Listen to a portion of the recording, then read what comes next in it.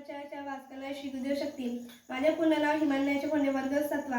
मी आज रामगीता असणार आहे. अध्याय क्रमांक 23, सण उत्सव, पेज नंबर 208, ओळी क्रमांक 11.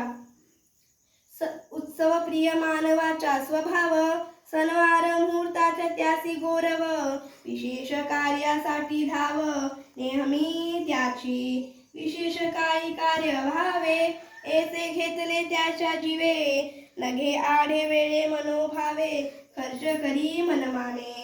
ऐसे उत्सवाचे नाव घेऊनी, धन व्यर्थ उधळू नये कोणी, ते लागावे सत्कारणी, बोलिलो म्हणून बचत करा.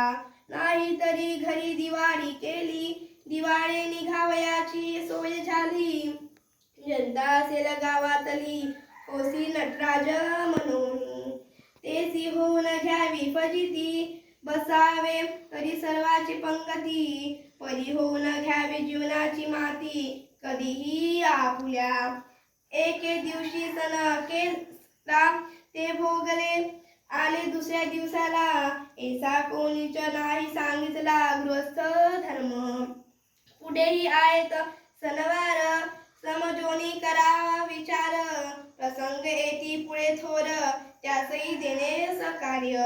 नाही प्रसंग मानासाठी, पैसा ठेविला पाहिजे गाठी, सण येताशी उठाउठी, खर्चू नये सर्व शक्ती.